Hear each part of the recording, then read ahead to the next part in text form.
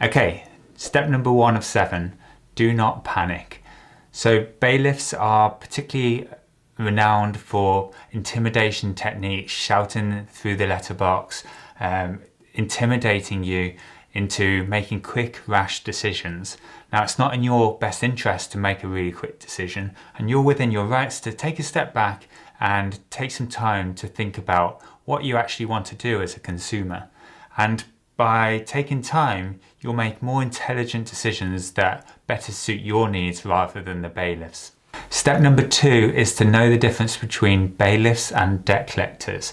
And the reason I put this step in is because very often there's debt collectors out there that misrepresent themselves as bailiffs.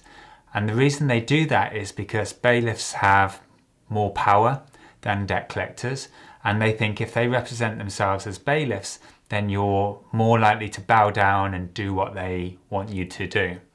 So the way you can tell is if you've got a bailiff knocking on your door, they will represent themselves as bailiffs or enforcement officers, as they're now known, and they will have court documentation clearly explaining what they're here to do.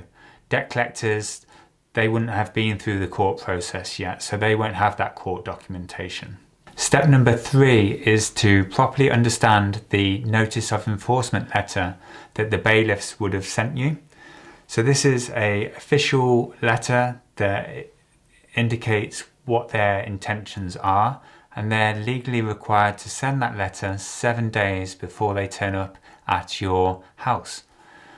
Now, what I'd suggest is that you sit down and take some time to properly understand line by line what each line means on that notice of enforcement. If there's anything that you're unclear about, I would suggest that you contact National Debt Line. I'll put a link in the description below, and they're a charity that will give you information about what each line means and what you can expect from them and what their intentions are. Step number 4, you have 7 days to do something about the notice of enforcement letter that came through your door before bailiffs come knocking at your door. So what can you do? So if you think the debt is wrong, you can dispute the debt. So it might be that the amount that they're requesting is too much, or maybe you've already repaid the debt, or maybe there's some other circumstance where you can dispute that debt. The other option is that you pay the debt.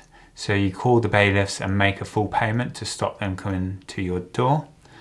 And then the third option is if you're a vulnerable customer, maybe because of your age or mental health or any other reason that might make you vulnerable, then you can tell them that and it will prevent them from coming to your door.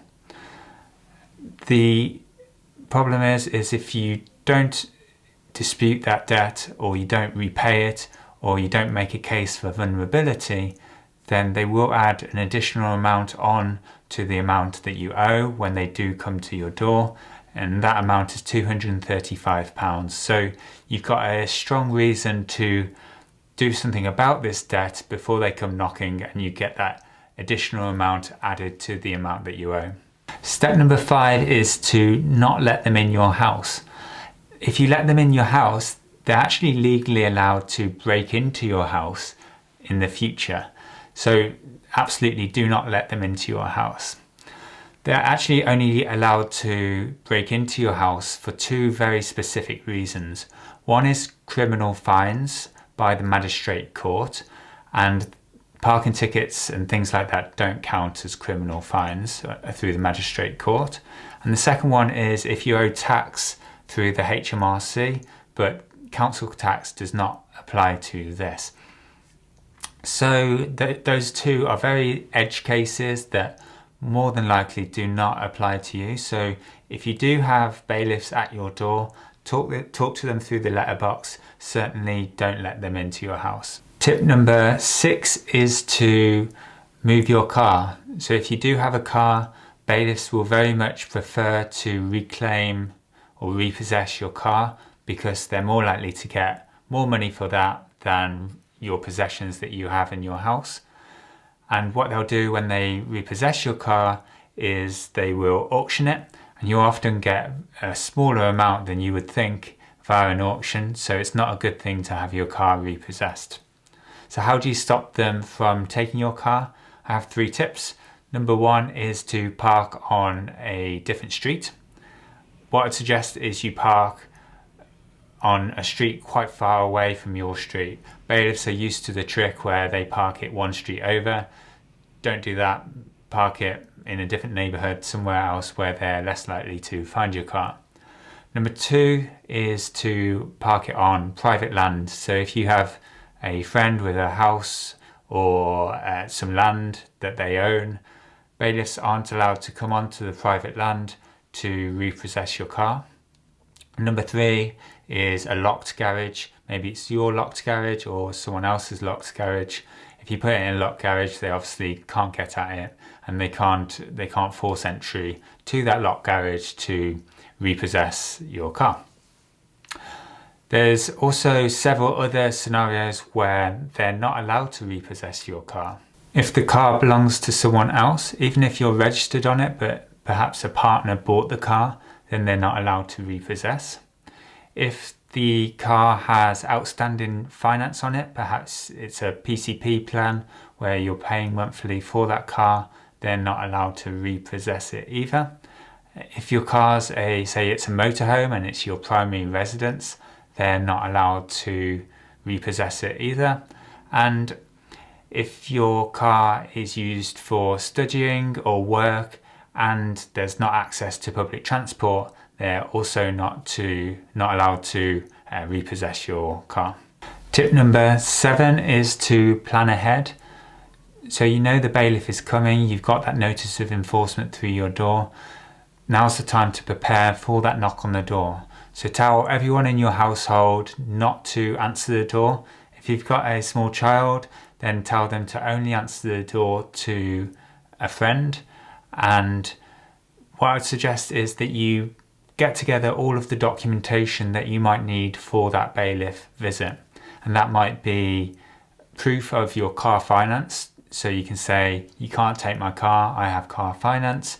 If you're vulnerable, proof of your vulnerability, or perhaps an income and expenditure calculation where you can hand it to them and show how much you can afford to repay. All of these documents you could take a photocopy of at your local library, or just take a photo and print it, or take a photo and send it to the bailiff in advance. The idea is that the bailiff has that information, so whether you slip it through the letterbox when they knock on your door or whether you email it, the important thing is that the bailiff has that information. As a bonus, I've got a few top tips, and these top tips are more of a psychological one to make you feel comfortable when you've got the bailiffs knocking on your door. So what I'd suggest is anything that makes you feel more comfortable, do. So that might be putting an extra lock on your door, or putting one of those chains on your door, making sure the windows are closed. And if you know you've got a bailiff coming over on that day, perhaps you could invite a family member or a friend over to offer you moral support. If you've enjoyed this video, please hit the like button. If you think someone else would like to see it, please share, and I shall see you in the next video.